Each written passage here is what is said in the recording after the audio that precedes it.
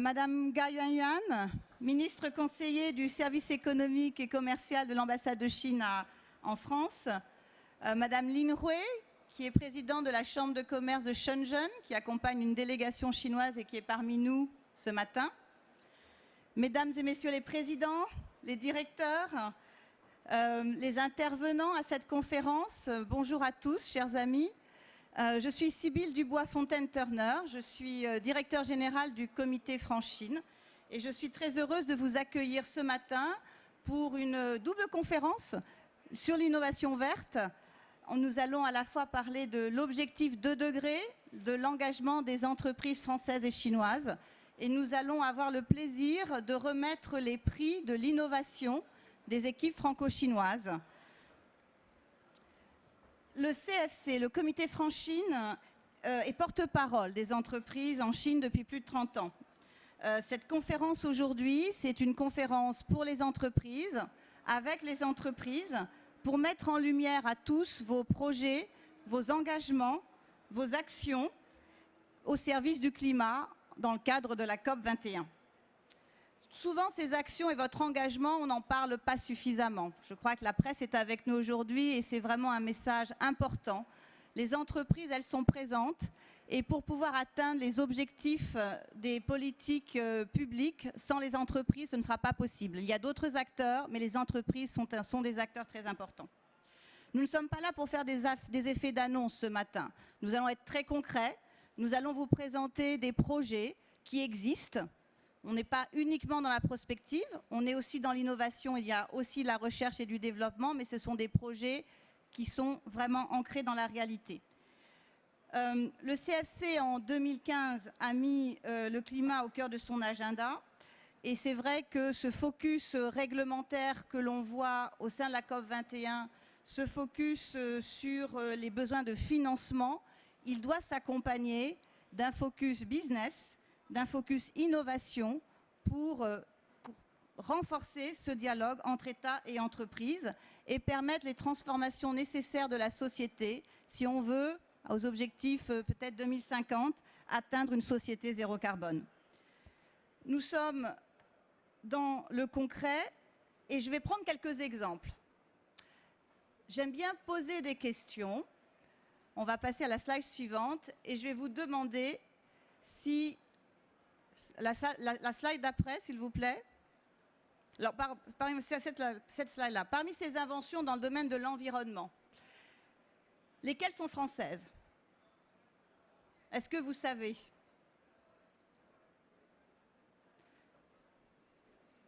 Apparemment, on est en France, mais personne n'est au courant. C'est dommage. Alors, on va prendre la slide suivante, s'il vous plaît. Voilà. Toutes les inventions que vous voyez en rouge, que ce soit du béton auto-nettoyant, à la turbine éolienne domestique ou à la voiture 100% électrique, eh bien, ce sont des inventions françaises. On ne le sait pas suffisamment. Alors après, ça a été développé, ça a été repris, ça a été commercialisé, mais nous avons les entreprises françaises au cœur de ces innovations. Si on continue, s'il vous plaît, une autre question. Vous avez, je pense, tous pris ce petit quiz que je vous ai préparé avec plusieurs questions et plusieurs réponses. Je ne vais pas vous répondre maintenant parce que vous allez avoir toutes les réponses pendant la conférence. Toutes les entreprises présentes ici, dans les panels, ont quelque chose à voir avec ces questions et donc vous les entendrez elles-mêmes vous répondre. Quel est le record de Chine de kilomètres parcourus par une voiture électrique à hydrogène? Par combien la Chine devra-t-elle multiplier les énergies renouvelables d'ici 2040 pour atteindre ses objectifs? Par combien peut-on réduire le pourcentage de réduction d'émissions d'oxyde d'azote au cœur des cimenteries? Si on continue, s'il vous plaît. Et combien d'usines cosmétiques à zéro émission de CO2 existent-ils en Chine? À combien s'élève la réduction de tonnes d'émissions de CO2 sur le parc industriel de Suzhou? Tout ça, ce sont des cas concrets et c'est de ça dont on va parler maintenant. Mais avant, je voudrais laisser la parole à M. Wang Xin, qui est chercheur à l'IDRI, qui est un grand spécialiste de la Chine et du changement climatique et qui va nous donner le contexte de toutes ces actions des entreprises. Merci beaucoup, M. Wang Xin.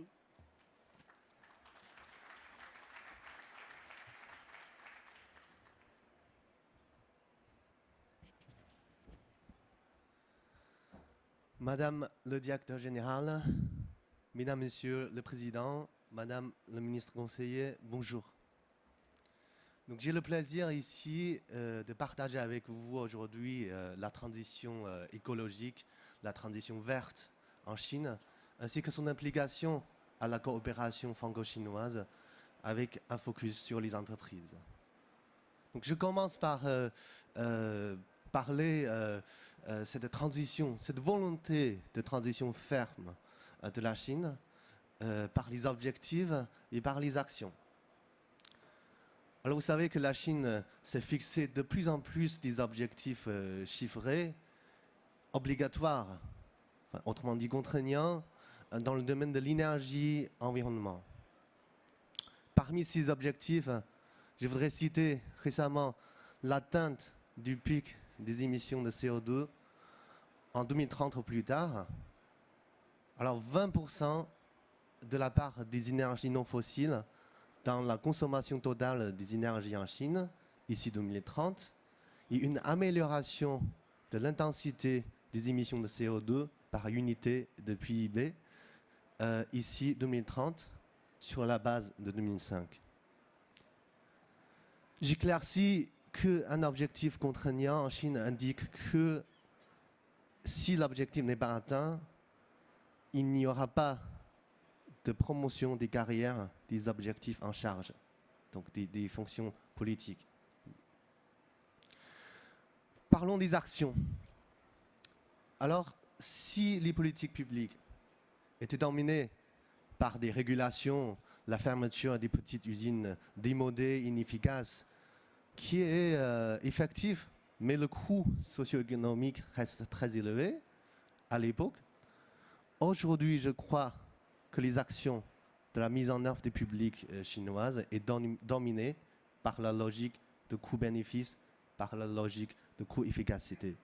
Donc vous voyez que la mise en œuvre des 7 marchés de carbone pilotes en Chine en 2013, et avec l'annonce du président chinois le 30 novembre, la mise en œuvre d'un marché de carbone à l'échelle nationale, ici 2017.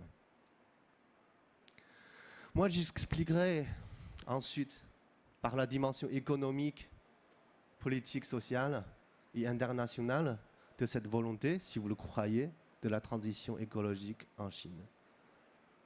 Donc, sur la sphère économique, si l'ancien modèle d'une économie extensive n'est plus considéré comme un moteur durable pour la croissance économique aujourd'hui, ici, la lutte contre la pollution, si la lutte contre le réchauffement climatique en Chine était considérée comme un frein de moteur à l'époque, ils sont aujourd'hui vivement partagés comme le futur modèle de croissance qui permettrait de durabiliser le développement socio-économique, la croissance économique en Chine. Donc c'est comme ça, vous savez, que la Chine a depuis 2010 identifié 7 secteurs dits stratégiques et émergents pour un objectif de 15% dans la part totale du PIB en 2020.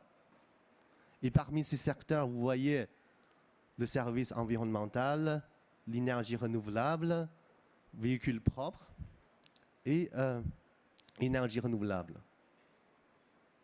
Mais ceci en même temps ne veut pas dire que la Chine va abandonner les industries lourdes, les industries intensives, vu ses demandes importantes dans l'avenir sur les infrastructures.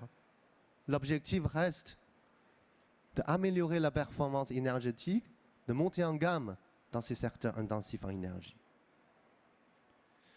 Et au niveau politique, social, de très nombreux mouvements sociaux liés de plus en plus uniquement au fait de la dégradation environnementale en Chine ont poussé ou bien accéléré la prise de décision du public en Chine. Ceci pourrait être une période similaire que la période dans les années 60-70 en Europe, hein, où le public, la participation publique a joué un rôle important. Donc c'est dans cette situation-là que le mot écologie civilisation écologique a été créée, accentuée, répétée, mise au niveau central en Chine. Et concrètement, qu'est-ce que ça veut dire? Sachant qu'il y avait 4 civilisations qui existaient avant la création de cette 5e, qui était la civilisation politique, économique, sociétale et culturelle, qui consistait la valeur centrale du Parti communiste. Donc cette 5e civilisation écologique désormais intègre dans ces 4 civilisations, donc il joue un rôle parallèle avec ces 4 civilisations dans la décision publique et dans le débat du politique au sein du parti.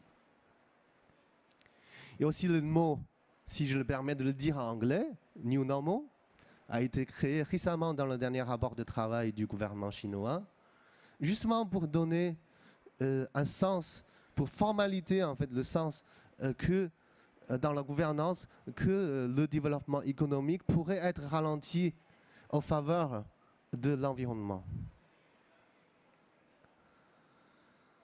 Sur la sphère internationale, vous voyez tous que l'arrivée du nouveau gouvernement semble tourner la page diplomatique internationale vers une stratégie plus agressive, plus proactive. On a vu la création de ce concept de la nouvelle route de la soie, ainsi que la création de cette fameuse banque asiatique sur l'investissement sur les infrastructures.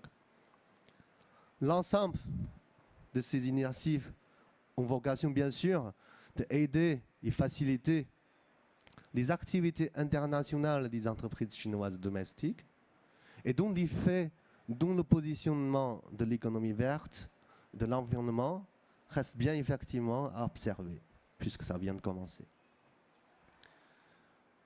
Et sur cette dimension internationale, il y a bien effectivement à la fois des défis et des opportunités. Donc si l'on réfère à l'exemple récent de la dispute commerciale sur les panneaux solaires chinois datés depuis 2012,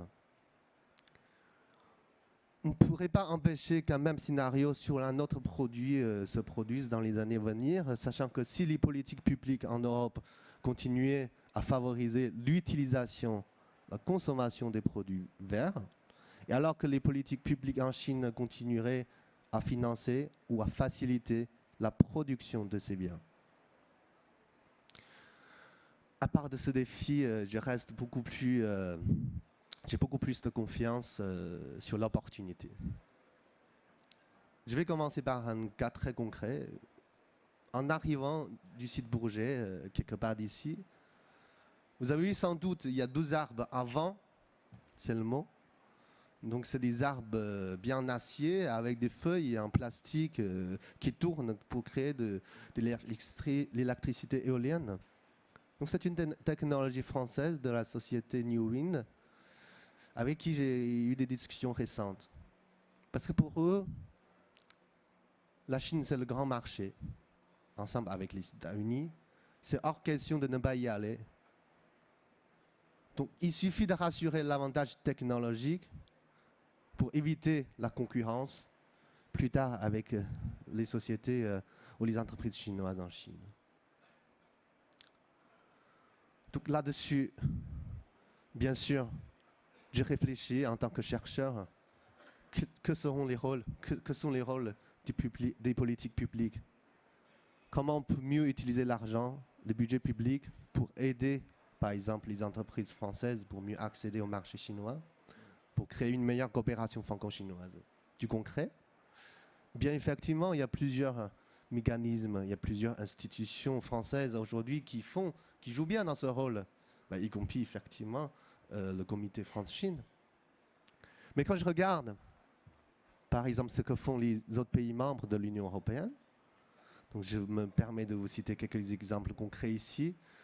En 2012, le Parlement du Royaume-Uni, donc the House of Commons, a publié un rapport qui s'intitule « Conduire le lien bas carbone avec la Chine », si je traduis bien de l'anglais, bien sûr.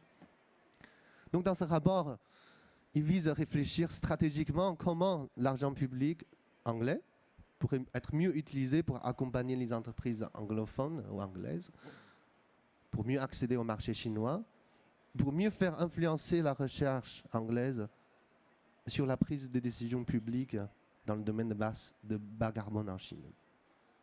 Donc un rapport similaire a été publié par les Allemands en 2015 durant la visite officielle du chancellerie Merkel en Chine.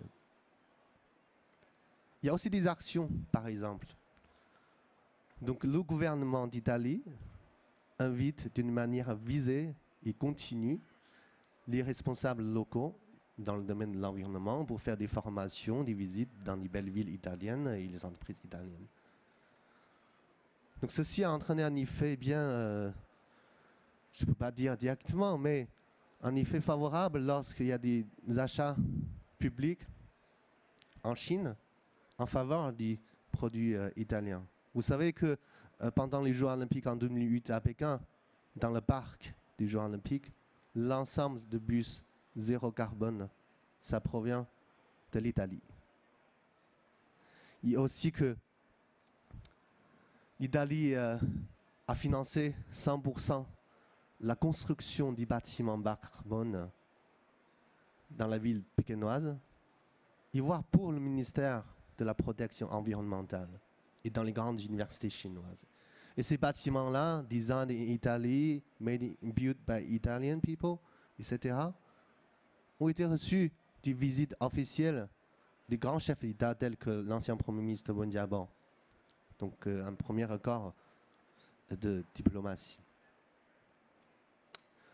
Mesdames, Messieurs, vu le grand potentiel et le grand dynamique du marché chinois dans le domaine de l'économie basse carbone et de l'environnement, vu ces savoir-faire que j'ai appris et que je vais continuer à apprendre, et des technologies françaises, donc je pense qu'il est temps de renforcer une stratégie, une réflexion, afin de dire quelle sera la stratégie nationale française pour qu'il y ait un meilleur accès au marché chinois, pour qu'il y ait une meilleure coopération franco-chinoise. Donc je termine là-dessus, mesdames, messieurs, et je vous remercie beaucoup.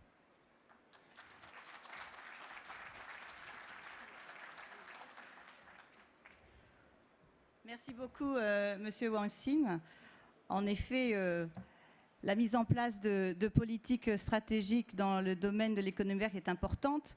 Je veux être confiante étant donné le niveau de relations et l'année historique 2015 où nous avons vu non seulement les premiers ministres français et chinois se rendre visite mutuellement en Chine et en France, nous avons vu aussi une visite d'État avec le président Hollande et la présence du président Xi lors de l'ouverture de la COP. Donc voilà, il n'y a plus qu'à et je suis persuadée que tous les acteurs vont se concentrer sur ce domaine qui est très important et qui va ouvrir continuer à ouvrir de nombreuses opportunités pour les entreprises aujourd'hui. Merci beaucoup. Je vous propose donc d'écouter maintenant les 5 entreprises porteurs de ce projet collectif que nous avons appelé Objectif 2 degrés, les entreprises françaises et chinoises s'engagent. Elles sont les porte-paroles de nombreuses autres entreprises françaises et chinoises qui collaborent dans le domaine de l'économie verte. On va vous expliquer pourquoi on a choisi ces 5 projets, en quoi ils sont exemplaires. Mais avant, je voudrais vous remontrer ce petit vidéoclip qui porte cette action collective. Et pendant ce temps-là, donc j'appellerai Jean-Marc de Royer, Guy Dufresne, Barbara Lavernos, Philippe Forestier et Didier Perrin à me rejoindre sur scène. Merci beaucoup. Si vous pouvez mettre le petit vidéoclip, s'il vous plaît.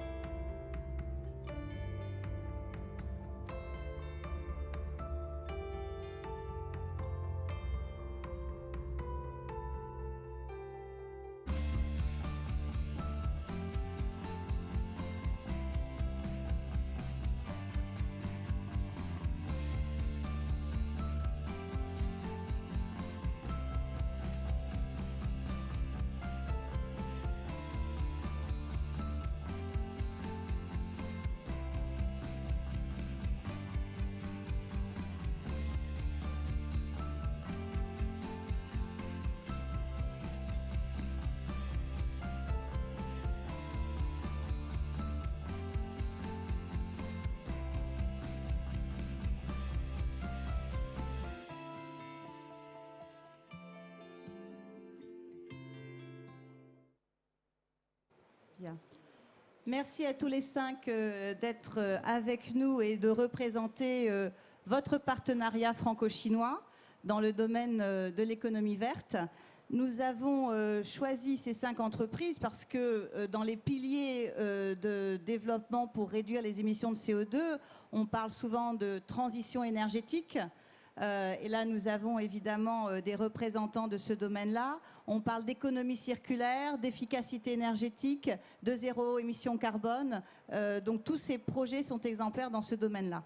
Je vais vous poser à tous les 5 une première question concernant évidemment quelques mots sur votre projet à chacun et surtout son impact environnemental. Pourquoi nous l'avons choisi et de quelle manière il représente un vrai engagement de votre société dans le domaine de l'économie verte. Jean-Marc de Royer, donc vous êtes en charge du développement durable chez Air Liquide. Vous avez quelques antécédents très nombreux en Asie et en Chine. Et donc, je vous laisse la parole pour nous dire quelques mots donc, sur la transition énergétique et la mobilité durable. Merci Sybille. Donc notre projet que nous présentons ce matin, c'est dans le domaine de la voiture électrique à hydrogène. Quelque chose de très nouveau et que nous avons démarré en Chine avec un partenaire qui est SAIC, Shanghai Automotive, une très grande société chinoise d'automobile. Et ce que nous avons fait avec eux, c'est faire un tour de Chine de... alors la bonne réponse, c'est 10 000 km. Voilà, à travers une soixantaine de villes chinoises, de Shanghai jusqu'à Kunming, en passant par le plateau du Tibet, pour montrer que dans toutes les conditions, ces voitures étaient absolument fiables. Et on a accompagné ces 3 voitures par une station hydrogène mobile, puisque vous ne pouvez pas aujourd'hui trouver de l'hydrogène comme cela facilement en Chine. Alors, quel est l'objet ensuite du partenariat? C'est que pour développer ce type de solution, il faut 2 acteurs. Il faut un automobiliste qui ait du poids sur le marché et qui développe le véhicule électrique à hydrogène. Et puis, il faut l'infrastructure et la fourniture de cet hydrogène. Et c'est là qu'Air Liquide intervient. Et c'est là que donc on a décidé de travailler ensemble en Chine pour développer ces solutions. Merci beaucoup. Donc on va continuer avec Dassault Systèmes, Philippe Forestier, qui est directeur général adjoint du Dassault Systèmes en charge des relations extérieures. Mais surtout, vous êtes un membre fondateur de Dassault Systèmes et donc vous êtes au cœur de toute l'innovation de Dassault Systèmes. Alors, sur la transition énergétique vers les énergies renouvelables, en quoi ce projet a un impact environnemental? Écoutez, d'abord, on est à un moment historique, puisque finalement, on a maintenant un engagement de la Chine pour arriver à un pic des émissions de carbone. Ça a été répété par M. Xin Wang. Et pour arriver à atteindre ces objectifs, il va falloir quand même travailler de manière très forte pour transformer cette énergie qui était essentiellement charbon, disons fossile, vers des énergies, un mix, disons, nucléaire, énergie renouvelable, et qui permettent d'atteindre ces objectifs. Donc je sais que les objectifs, c'est de multiplier le nombre de barrages et le nombre de parcs solaires dans un rapport 50. Vous avez bien noté 50? Et donc, dans ce contexte-là, il faut faire un certain nombre de transformations et c'est là que le métier de Dassault Systèmes intervient, puisque nous fournissons aux entreprises et à la société des solutions, des univers de simulation 3D qui permettent de faire des innovations durables pour harmoniser le produit, la nature et la vie. Et on est dans un moment où il ne s'agit pas simplement d'optimiser ce qu'on fait, il ne s'agit pas de faire mieux que ce qu'on faisait avant, mais il s'agit de faire des innovations de rupture pour améliorer les temps de cycle de telle manière à se donner vraiment un objectif réaliste. Donc ces innovations de rupture, c'est ce que nous avons fait dans le cadre de notre projet avec China Hydro. Merci beaucoup. Pour ceux qui voudront faire le quiz, vous voyez les réponses sur les objectifs de la Chine. Et vous avez surtout vu la dimension 3D et l'outil logiciel de Dassault Systèmes. On va continuer avec Barbara Lavernos du groupe L'Oréal. Donc on parle de transition énergétique, on parle beaucoup d'émissions évidemment de CO2 dues à l'activité industrielle dans le monde entier. Alors là, vous avez un exemple de zéro émission carbone dans l'industrie. Est-ce que vous pouvez nous dire quelques mots ?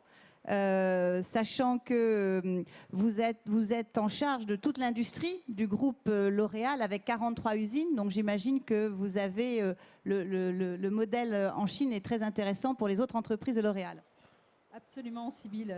Donc, le projet qu'on présente aujourd'hui, qui est un projet qui concerne une de nos usines à Yichang, à Tianmei, une usine de production de produits cosmétiques, de maquillage, usine hautement automatisée avec beaucoup d'outils. Au fond, elle est assez représentative de ce qu'on mène dans l'ensemble de nos usines. Cette usine, elle va avoir une production qui va s'accroître de façon très très importante parce que les marchés en Asie et en Chine, évidemment, vivent une croissance exponentielle et que très naturellement, très normalement, si nous ne faisions rien, nos consommations énergétiques augmenteraient. On a mis nos équipes depuis maintenant 2005 sur un programme qui consiste à croître en production, en surface, dans nos usines, avec nos outils, et de décroître nos émissions de carbone. Pour vous donner juste un chiffre, l'ensemble de nos usines dans le monde, on a une production qui a cru de plus de 20%, ce qui est très important, et dans la même période, entre 2005 et 2014, on a réduit nos émissions de carbone dans le monde de plus de 50%. Donc c'est techniquement faisable, c'est effectivement beaucoup d'investissements, et puis beaucoup d'innovations technologiques. Alors l'usine d'Yichang, qui est une usine formidable dans la région de Tianmei, c'est une usine dans laquelle on a fait avec les équipes ce qu'on fait toujours systématiquement. De l'efficacité énergétique, de la récupération de chaleur, au niveau des éclairages, au niveau des isolations. C'est d'abord un travail d'efficacité énergétique avec des solutions modernes.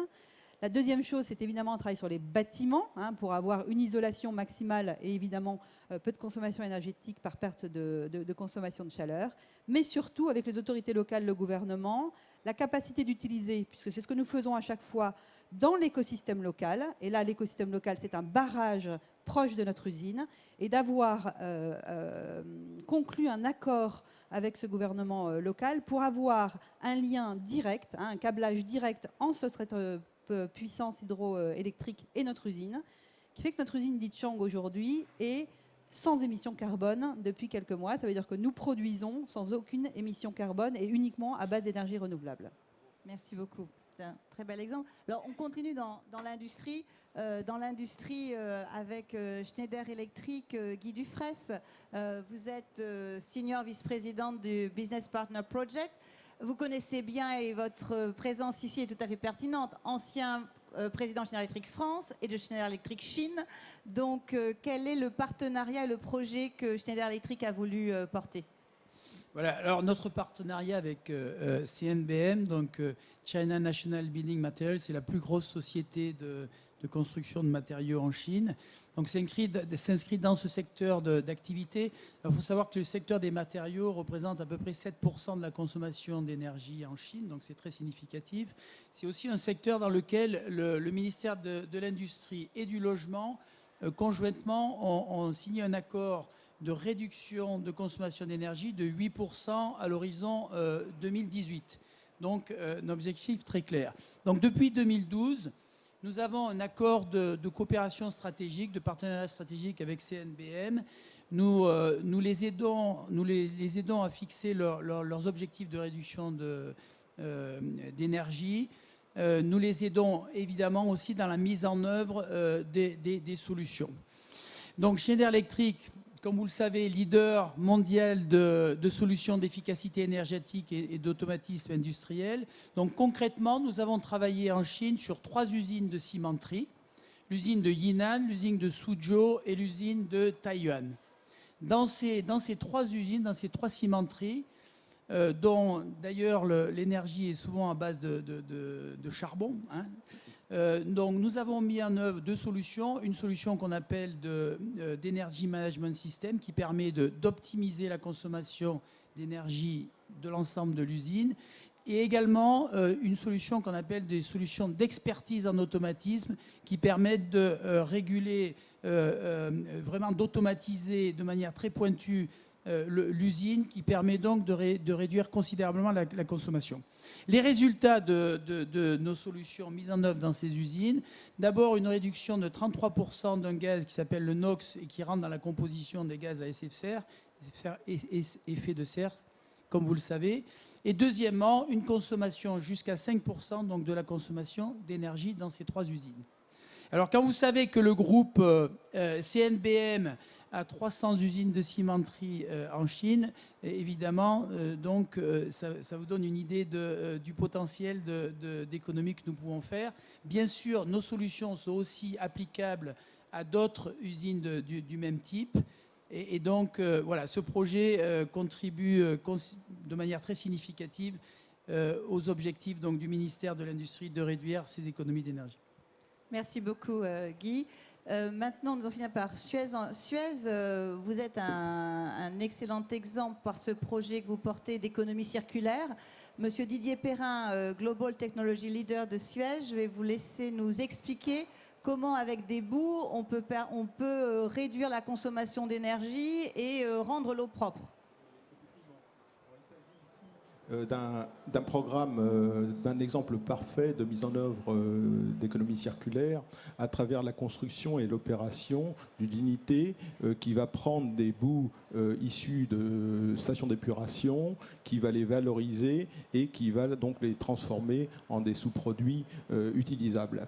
Alors tout d'abord, quelques mots concernant le parc de Suzhou. Il s'agit d'un parc industriel de taille significative, 300 km², plus de 600 000 personnes vivant et travaillant sur ce site, avec un panel de sociétés assez large, local et puis international, intervenant sur ce site. Alors effectivement, on a 2 sous-produits à disposition. Il y a les boues de stations d'épuration et il y a de la chaleur fatale qui provient d'unités de cogénération.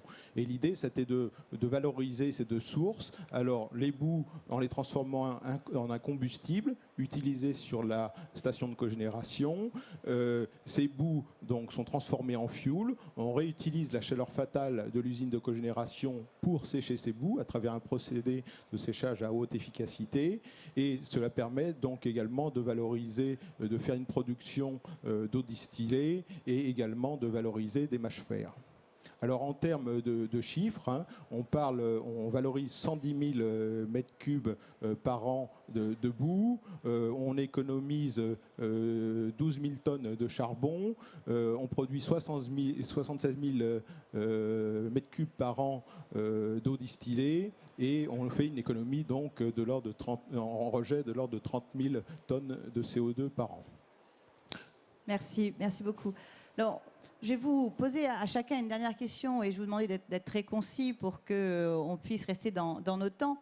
Nous sommes à Paris, nous connaissons les circonstances malheureusement récentes et c'est vrai que sur ce panel, nous avons des entreprises françaises qui représentent leurs partenaires chinois qui n'ont pas pu venir aujourd'hui. J'aimerais que vous disiez un mot sur votre partenaire chinois ou sur vos partenariats avec les entreprises chinoises en général, puisque cette action, elle est là pour représenter le partenariat franco-chinois. Peut-être Jean-Marc de Royer ? D'accord, donc alors sur l'hydrogène, comme je l'ai expliqué, on ne peut réussir qu'avec le partenaire, puisqu'il faut quelqu'un qui ait la force de frappe pour agir sur le marché automobile. Donc le partenariat est indispensable. C'est une solution qui ne peut se développer qu'à 2. Hein. Je devrais peut-être aussi préciser donc qu'est-ce que c'est que le véhicule électrique à hydrogène finalement. C'est un véhicule électrique, mais avec une autonomie beaucoup plus importante et recharge rapide.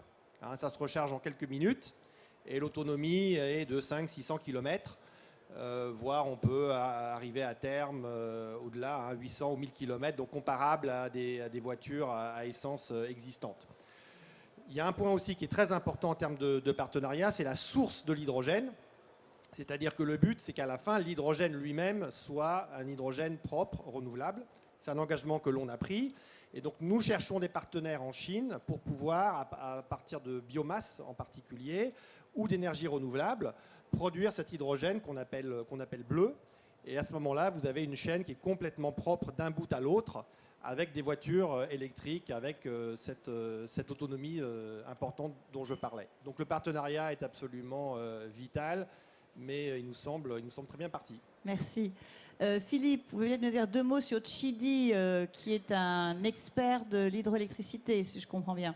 Alors, on travaille avec Chidi, qui est China Hydro, qui fait des barrages en Chine depuis 2008. D'abord, ça a été un client, comme on a beaucoup de clients dans le monde, qui utilisaient nos solutions, parce que c'est très complexe de fabriquer un barrage, nos solutions pour simuler les sous-sols souterrains dans l'environnement voisin, pour simuler la construction du barrage, pour voir si le barrage est suffisamment solide, pour des outils également de collaboration avec les sous-traitants. Donc ça a été la façon de travailler normale avec n'importe quel client dans le monde. On s'est aperçu qu'il y avait un leadership dans cette entreprise qui nous permettait d'aller plus loin. Et on a mis en place un partenariat de recherche et développement avec eux, c'est-à-dire qu'on a mis une équipe commune de R&D pour justement identifier ces innovations de rupture qui permettent d'aller plus vite et de faire beaucoup mieux. En fait, pas simplement de faire beaucoup mieux, mais de faire différemment. Et c'est ce qu'on a mis en place depuis 2012. Et ça a été donc au départ un partenariat de développement extrêmement performant. Et puis le troisième volet de ce partenariat, c'est que cet institut chinois qui s'appelle Chidi n'est pas seul, il y en a d'autres, et il va falloir que les solutions qui ont été mises au point ensemble avec Chidi puissent être mises aussi à disposition des autres entreprises chinoises qui font des barrages. Parce que si on veut atteindre donc ce rapport 50 dont je parlais tout à l'heure, il faut, et donc le modèle de partenariat est important. Ce n'est pas le seul, là j'ai cité Chidi, on a d'autres modèles de partenariat extrêmement importants dans d'autres domaines, comme par exemple la construction avec Smedi à Shanghai ou d'autres. Mais pour nous, il est extrêmement important non seulement de les accompagner pour une meilleure utilisation de nos produits, mais aussi pour faire ces transformations de rupture qui sont si importantes si on veut atteindre ces objectifs ambitieux. Merci. Barbara, vous avez déjà parlé de votre partenaire local chinois. Peut-être un mot rapide. Absolument, je vais en parler rapidement, mais je voudrais vraiment profiter de l'opportunité d'être avec vous aujourd'hui et devant cette instance pour rendre hommage aux autorités de Yichang et les personnalités du gouvernement avec qui on a travaillé. Vous pouvez imaginer l'engagement de ces équipes pour nous permettre d'obtenir un lien direct, c'est-à-dire la certitude que 100% de l'énergie soit hydroélectrique et pas brassée avec d'autres énergies. Ce sont des investissements lourds, on parle d'infrastructures. On a non seulement eu une écoute, un support, on a collaboré ensemble. Je regrette absolument que ce soit pas avec nous aujourd'hui, donc leur rendre hommage, mais aussi ce que nous nous sommes dit, puisqu'aujourd'hui nous sommes interliés dans ce fantastique projet de zéro émission carbone, ce que nous nous sommes dit aussi, c'est qu'ensemble, nous espérions que cette initiative, et c'est un peu à leur nom que je vous le dis aujourd'hui, cette initiative soit, je dirais, reproduite par d'autres entreprises, internationales ou chinoises, et c'est véritablement une collaboration qui s'est instaurée entre cette instance des autorités d'Yichang et puis notre activité L'Oréal. Merci. Je crois que toutes vos coopérations, elles sont exemplaires et elles présentent aussi des modèles qui pourront être reprises par d'autres entreprises et qui l'ont certainement déjà. Guy, CNBM, en Chine et peut-être en dehors de Chine aussi ? Oui, absolument. Oui, alors, juste 2 mots sur la coopération de Schneider en Chine. Donc, depuis 1987, puisque c'est notre première implantation en Chine, on a démarré avec une joint venture. Donc, et depuis, on a développé donc énormément de coopération, de joint venture, de tout type de coopération avec des entreprises chinoises, que ce soit dans le domaine de la R&D, dans le domaine industriel, dans les domaines commerciaux, dans les domaines sociétal. Donc on a une très grande expérience de coopération. Alors avec CNBM, c'est un type un peu différent. C'est un type de coopération que j'appellerais de mode projet, assez évolutif donc. Et d'ailleurs qui a été, donc c'est un accord stratégique en fait qui a été signé d'ailleurs en présence des 2 premiers ministres, M. Li Keqiang et M. Manuel Valls, donc en juin à Toulouse cette année, donc c'était quand même très, très significatif. C'est un accord de type, comme on aime bien dire en Chine, win-win. En fait, donc vous avez bien compris que nos solutions permettaient à CNBM immédiatement d'avoir un bénéfice sur ses économies d'énergie et donc de remplir ses obligations vis-à-vis du ministère. Pour Schneider Electric, c'est très important aussi d'avoir cette expérience dans ce type d'usine de cimenterie. Ça nous permet nous-mêmes de nous améliorer, puisque les solutions que nous fournissons sont des softwares en fait. Et donc c'est des solutions, c'est de l'innovation permanente. Donc ça nous permet nous-mêmes de nous améliorer sur nos solutions. Et puis, il y a un troisième volet, c'est l'export. Effectivement, on peut accompagner CNBM dans sa stratégie d'export avec Schneider Electric, qui est bien sûr très très bien implanté dans beaucoup de pays. Et il y a un dernier volet qui est le solaire, puisque CNBM est également présent dans le solaire, fabrique des panneaux solaires. Nous fabriquons le reste des usines solaires. Et donc là aussi, on a un domaine de coopération. Donc vous voyez, beaucoup de perspectives dans cet accord. Merci beaucoup, Guy. On va finir avec Didier Perrin pour Suez. Suzhou Park, comme vous l'avez dit, c'est une dimension, enfin 600 000 habitants. On est sur une cube de Bordeaux à peu près. Donc c'est gigantesque ce que vous faites. Et je sais que vous en avez d'autres en Chine. Quelle est l'importance du partenaire local ? Alors, donc effectivement, pas de projet sans partenaire local, ça c'est sûr. Donc à l'occasion de ce projet, il y a une JV qui a été montée entre Sino-French, qui est la filiale de Suez en Chine, et puis le parc industriel de Suzhou. Donc cette JV a financé la construction de ce site de traitement et également est en charge de l'opération pour une durée de 30 ans. Suez a fourni la technologie, l'expertise et puis la maîtrise du management à travers Sino-French. Le partenaire, quant à lui, est en charge des relations avec les autorités locales, a monté et manage le principe de FI pour cette opération et également est en charge avec les interfaces avec les différentes usines, la station d'épuration et puis également la centrale de cogénération qui effectivement est liée à cette usine de traitement. Alors, ce que l'on peut dire, c'est avec le partenaire, donc cette référence exemplaire lui a permis effectivement de faire la promotion de son usine et d'investir dans des unités similaires. Merci beaucoup. Écoutez, merci à tous les 5. Merci à vos partenaires chinois que vous représentez aujourd'hui. Je pense que ces exemples sont suivis aussi par d'autres entreprises. Et je vous propose maintenant qu'on mette à l'honneur d'autres entreprises pour les prix de l'innovation des équipes françaises et chinoises que l'on va remettre maintenant. Merci à tous les 5.